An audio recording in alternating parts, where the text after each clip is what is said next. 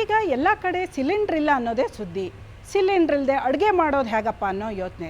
ಆದರೆ ನಿಮ್ಗೆ ಗೊತ್ತಾ, ಬೆಂಗಳೂರಲ್ಲಿ ಸುಮಾರು 50,000 ಮಕ್ಕಳಿಗೆ ಬಿಸಿ ಊಟ ಕೊಡುವಂಥ ಅದಮ್ಯ ಚೇತನದಲ್ಲಿ ಅದರ ಅಡುಗೆ ಮನೆಯಲ್ಲಿ ಒಂದೇ ಒಂದು ಸಿಲಿಂಡ್ರೂ ಇಲ್ಲ. ಅದೇನಂಥ ವಿಶೇಷತೆ?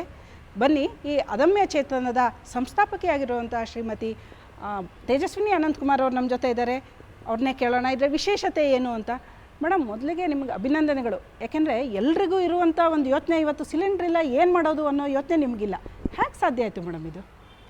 ನಾವು ಅಡುಗೆ ಮನೆ ಶುರು ಮಾಡಿದ್ದು 2003ರಲ್ಲಿ ಬೆಂಗಳೂರಿನಲ್ಲಿ ಶುರು ಮಾಡಿದ್ವಿ. ಆಮೇಲೆ 2005ರಲ್ಲಿ ಹುಬ್ಬಳ್ಳಿಯಲ್ಲೂ ಪ್ರಾರಂಭ ಮಾಡಿದ್ವಿ. ನಾನು ಪ್ರತಿದಿನ, ಯಾಕೆಂದರೆ ಇಷ್ಟು ಮಕ್ಕಳಿಗೆ ನಾವು ಸರಿಯಾದ ರೀತಿಯಲ್ಲಿ ವ್ಯವಸ್ಥಿತವಾಗಿ ಊಟ ಕೊಡಬೇಕು ಅಂತಂದರೆ ಅಡುಗೆ ಮನೆಯ ವ್ಯವಸ್ಥೆಯ ಜೊತೆಗೆ ನಾವು ಇಂಧನ ಇರ್ಬೋದು, ನೀರಿರ್ಬೋದು, ಕಸ ಮಾಡದೇ ಇರುವಂಗೆ ಮಾಡುವಂಥದ್ದು ಇರ್ಬೋದು, ಈ ಎಲ್ಲ ಸಂಗತಿಗಳ ಬಗ್ಗೆ ಯೋಚನೆ ಮಾಡ್ತಾ ಇದ್ದೆ. ಒಂದು ಕಡೆ ನಾವು ಮಕ್ಕಳಿಗೆ ಬೇರೆ ಬೇರೆ ಸಂದರ್ಭದಲ್ಲಿ ಭಾಷಣದಲ್ಲಿ ಹೇಳ್ತಾ ಇರ್ತೀವಿ, ಅವ್ರಿಗೆ ಸ್ಪರ್ಧೆಗಳನ್ನು ನಡೆಸ್ತಾ ಇದ್ದಾಗೆಲ್ಲ ಪಳಿಯುಳಿಕೆ ಇಂಧನ ಅಂದರೆ ಪೆಟ್ರೋಲಿಯಂ ಆಧಾರಿತ ಇಂಧನವನ್ನು ಕಡಿಮೆ ಮಾಡಬೇಕು ಅನ್ನೋದ್ರ ಬಗ್ಗೆನೂ ನಾವು ಮಾತಾಡ್ತೀವಿ. ಇನ್ನೊಂದು ಆತ್ಮನಿರ್ಭರತೆ, ಅಂದರೆ ನಮ್ಮ ಆಹಾರಕ್ಕೆ ಮತ್ತು ನಮ್ಮ ವಿಹಾರಕ್ಕಾದರೂ ನಾವು ಸ್ವತಂತ್ರವಾಗಿರಬೇಕು, ನಮ್ಮ ಸ್ವದೇಶಿ ಇಂಧನವನ್ನೇ ಬಳಸಬೇಕು ಅಂತ. ಆದರೆ ಸೌದೆಯನ್ನಂತೂ ಬಳಸೋ ಪ್ರಶ್ನೆನೇ ಇಲ್ಲ. ನಾವು ಪ್ರತಿ ವಾರ ಗಿಡ ಹಾಕೋರು. ಹಸಿರು ಜೀವನ ಶೈಲಿಯಲ್ಲಿ, ಪರಿಸರದ ರಕ್ಷಣೆಯಲ್ಲಿ ಗಿಡಗಳನ್ನು ಉಳಿಸೋದು ದೊಡ್ಡ ಭಾಗ. ಹೀಗಾಗಿ ಏನು ಪರ್ಯಾಯ ವ್ಯವಸ್ಥೆ ಏನು ಅಂತ ಯೋಚನೆ ಶುರು ಮಾಡಿದ್ವಿ. ಮೊದಲನೇ ನಮಗೆ ಸಹಾಯ ಮಾಡಿದವರೇ ಇಂಡಿಯನ್ ಇನ್ಸ್ಟಿಟ್ಯೂಟ್ ಆಫ್ ಸೈನ್ಸಿನ ಡಾಕ್ಟರ್ ಲೋಕ್ರಸ್ ಅವರು.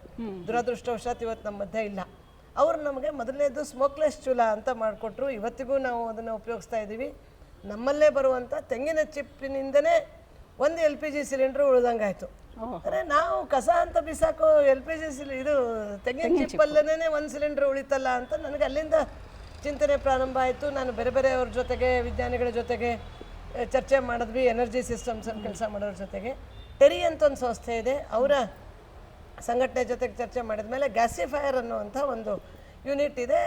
ನಾವು ಯಾವತ್ತೂ ಅಡುಗೆ ಮನೆಗೆ ಬಳಸಿಲ್ಲ, ಇಡೀ ದೇಶಾದ್ಯಂತ ಬಳಸಿಲ್ಲ, ಆದರೆ ನೀವು ಬಳಸ್ಬೋದಾ ನೋಡಿ ಅಂತಂದರು. ನಾವು ಹೋಗಿ ಚರ್ಚೆ ಮಾಡಿ, ನಾನು ಇಂಜಿನಿಯರ್ ಇರೋದ್ರಿಂದ ಕೆಲವೊಂದು ಆಸ್ಪೆಕ್ಟ್ಗಳನ್ನು ತಿಳ್ಕೊಂಡು ಗ್ಯಾಸಿಫೈಯರ್ ಅಂತಂದ್ವಿ. ಒಂದು ಗ್ಯಾಸಿಫೈಯರ್ ಆಯಿತು, 2 ಆಯಿತು, ಕೊನೆಗೆ ಒಟ್ಟು 5 ಗ್ಯಾಸಿಫೈಯರ್ ನಮ್ಮ, ಅಂದರೆ ಬೆಂಗಳೂರಿನಲ್ಲೂ ಗ್ಯಾಸಿಫೈಯರ್ ಹಾಕಿದ್ವಿ, ಹುಬ್ಬಳ್ಳಿಯಲ್ಲೂ ಹಾಕಿದ್ವಿ, ಕಲಬುರಗಿಯಲ್ಲೂ ಉಪಯೋಗಿಸಿದ್ವಿ. 3-4 ವರ್ಷ ನಾವು ಗ್ಯಾಸಿಫೈಯರಲ್ಲೇ ಸ್ಟೀಮ್ ತಯಾರು ಮಾಡಿ ಮಾಡ್ತಾ ಇದ್ವಿ. ಸ್ಟೀಮ್ ಬೇಸ್ಡ್ ಅಡುಗೆ ಮನೆ. ನಾವು 2003ರಿಂದ ಸ್ಟೀಮ್ ಬೇಸ್ಡ್ ಅಡುಗೆ ಮನೆನೇ LPG ಇಂದ ಸ್ಟೀಮ್ ಆಗ್ತಿತ್ತು, ನಂತರ ಡೀಸೆಲ್ ಇಂದ ಸ್ಟೀಮ್ ಆಗ್ತಾ ಇತ್ತು, ಗ್ಯಾಸಿಫೈಯರ್ ಇಂದ ಸ್ಟೀಮ್ ಆಗ್ತಿತ್ತು. ಆದರೆ ಅದರದ್ದು ಆದ ಸಮಸ್ಯೆಗಳಿತ್ತು. ಅದಕ್ಕೆ ಡಿಪೆಂಡಬಿಲಿಟಿ ಅನ್ನೋದು ಭಾಳ ಮುಖ್ಯ. ಅಂದರೆ ನಮಗೆ ಸರಿಯಾಗಿ ಆ 4 ಗಂಟೆ ನಮ್ಮ ಅಡುಗೆ ಸಮಯದಲ್ಲಿ ನಮಗೆ ಸರಿಯಾದ ಇಂಧನ ಬರ್ತಾನೆ ಇರಬೇಕು. ಹೀಗಾಗಿ ಅದು ಅಷ್ಟೊಂದು ನಮಗೆ ಸೂಕ್ತ ಅನ್ನಿಸ್ಲಿಲ್ಲ. ಹಾಗೆ ಡೆವಲಪ್ ಮಾಡ್ತಾ ಮಾಡ್ತಾ ನಾವು ಬಯೋಮಾಸ್ ಸ್ಟೋವ್ ಮತ್ತು ಬಾಯ್ಲರ್, ಬ್ರಿಕೆಟ್ ಬೇಸ್ಡ್ ಬಾಯ್ಲರ್, ಈ ಬ್ರಿಕೆಟ್ ಏನಿದೆ ಇದನ್ನು ನಾವು ಬಳಸೋಕ್ಕೆ ಶುರು ಮಾಡಿದ್ದು 2009ರಿಂದ. ಏನು ಮೇಡಮ್ ಇದು? ಇದು ನೋಡೋಕ್ಕೆ ಕಟ್ಟಿಗೆ ಸೌದೆ ಥರ ಕಾಣಿಸ್ತಾ ಇದೆ, ಆದರೆ ಸೌದೆ ಅಲ್ಲ.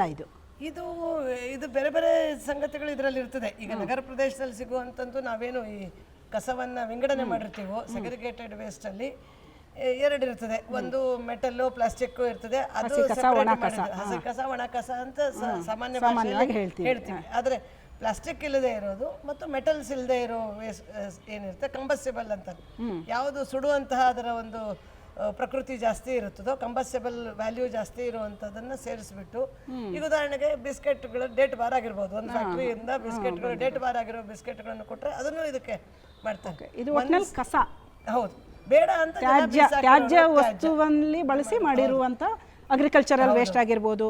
ಅರ್ಬನ್ ವೇಸ್ಟ್ ಎಷ್ಟರ ಮಟ್ಟಿಗೆ ಅಂತಂದರೆ ರಿಸರ್ವ್ ಬ್ಯಾಂಕಿನ ಕೋಟಾ ನೋಟುಗಳ ಪೀಸ್ಗಳು ಒಂದ್ಸಲ ನಮಗೆ ನೋಟ್ ಪೀಸ್ ಕಾಣಿಸ್ಬಿಟ್ಟಿತ್ತು. ಬೆಳಗ್ಗೆ ಎದ್ದು ನಮ್ಮ ಹುಡುಗರು ಫೋನ್ ಮಾಡ್ತಾರೆ, ಹಿಂಗೆ ನೋಟುಗಳಿದೆ, ಏನು ಮಾಡೋಣ ಅಂತ ಹೆದರಿಕೆ ಆಗೋಯ್ತು ಅವ್ರಿಗೆ. ಆಮೇಲೆ ನನಗೆ ಗೊತ್ತಾಗಿದ್ದು ರಿಸರ್ವ್ ಬ್ಯಾಂಕ್ ಅವರು ಬ್ರಿಕೆಟ್ಸ್ ಮಾಡಕ್ಕೆ ಕೊಡ್ತಾರೆ.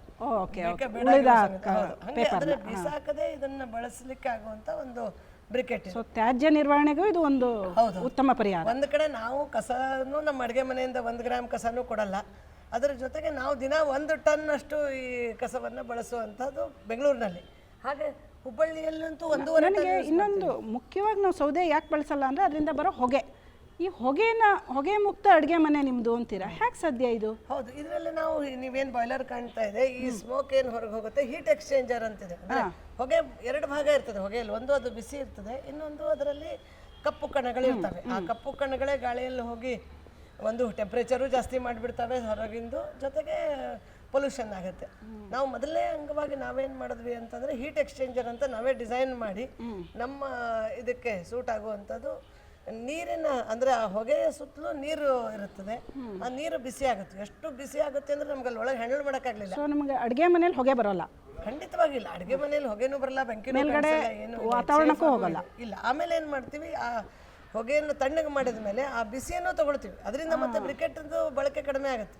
ಅಂದರೆ ಆಪ್ಟಿಮೈಸೇಷನ್ ಅಂತ ಏನು ಹೇಳ್ತಾರೆ, ಬ್ರಿಕೆಟ್ಸ್ದು ಬಳಕೆನೂ ಕಡಿಮೆ ಆಗುತ್ತೆ, ವಾತಾವರಣ ಬಿಸಿ ಆಗಲ್ಲ. ಆ ಬಿಸಿಯನ್ನು ನಾವು ಅಡುಗೆಗೆ ಉಪಯೋಗಿಸ್ಕೋತೀವಿ.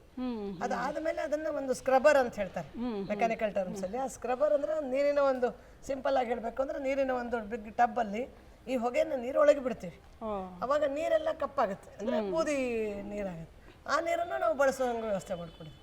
ಹೆಂಗೆ ಅಕ್ಕಿ ತೊಳೆದಿರೋ ನೀರನ್ನು ಬಳಸ್ತೀವೋ ಹಾಗೆ ಈ ಬೂದಿಯ ಮಸಿಯನ್ನು ತೊಗೊಂಡಿರೋದನ್ನು ಬಳಸ್ತೀವಿ. ಹಿಂಗಾಗಿ ಹೊರಗಡೆ ಹೊಗೆಯಲ್ಲಿ ಏನೂ ಹೋಗೋದಿಲ್ಲ. ಅದು ನಮ್ಮ ಮಸಾಲೆ ಹುರಿಯೋ ಬಾಣಲಿಗೂ ಅದು ಸ್ಮೋಕ್ಲೆಸ್ ಚೂಲ ಅಂತಲೇ ಡಿಸೈನ್ ಮಾಡಿರೋದು. ಇದು ಅದೇ ಥರ ನಾವು ಡಿಸೈನ್ ಮಾಡಿದ್ದೀವಿ. ಇದು ಬೆಂಗಳೂರು ಇರ್ಬೋದು, ಹುಬ್ಬಳ್ಳಿ ಅಡುಗೆ ಮನೆ, ಕಲಬುರಗಿ ಅಡುಗೆ ಮನೆ ಎಲ್ಲ ಕಡೆನೂ ಬ್ರಿಕೆಟ್ ಬೇಸ್ಡ್ ಬಾಯ್ಲರನ್ನೇ ನಾವು.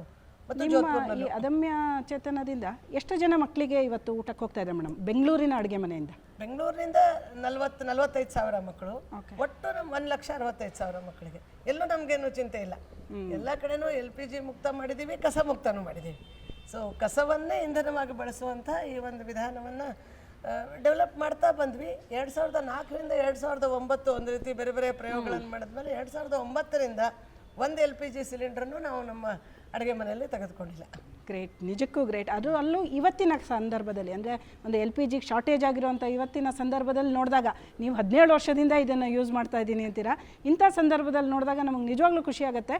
ನಿಜವಾಗ್ಲೂ ಇವತ್ತು ಏನು ಒಂದು ಕಸಮುಕ್ತ ಜೊತೆಗೆ ಪರಿಸರ ಸ್ನೇಹಿ ಒಂದು ಹೊಗೆಯನ್ನು ಸಹಿತ ನೀವು ಬಿಡ್ತಾ ಇಲ್ಲ, ಒಂದು ಧೂಳನ್ನು ಸಹಿತ ಅದನ್ನು ಹೊರಗಡೆ ಬಿಡ್ತಾ ಇಲ್ಲ, ಅದನ್ನು ಸಹಿತ ಉಪಯೋಗಿಸ್ಕೊತ ರೀತಿಯಲ್ಲಿ ಮಾಡ್ತಾ ಇದ್ದೀರಾ. ನಿಜಕ್ಕೂ ನಿಮಗೆ ಕಂಗ್ರ್ಯಾಚುಲೇಷನ್ಸ್ ಹೇಳಬೇಕು, ಈಗ ಅಭಿನಂದನೆಗಳನ್ನ ತಿಳಿಸ್ಬೇಕು ಮೇಡಮ್. Thank you madam. ನಿಜಕ್ಕೂ ಬೆಂಗಳೂರಿನ ಅದಮ್ಯ ಚೇತನದ ಅಡುಗೆ ಮನೆ ಮಾದರಿ ಆಗಬೇಕಾಗಿದ್ದೆ ಈ ಕಾರಣಕ್ಕೆ. ಬೆಂಗಳೂರಿಂದ ಕ್ಯಾಮ್ರಾಮನ್ ಅಂಜನಮೂರ್ತಿ ಜೊತೆ ರಜನಿ MG, ಸುವರ್ಣ ನ್ಯೂಸ್.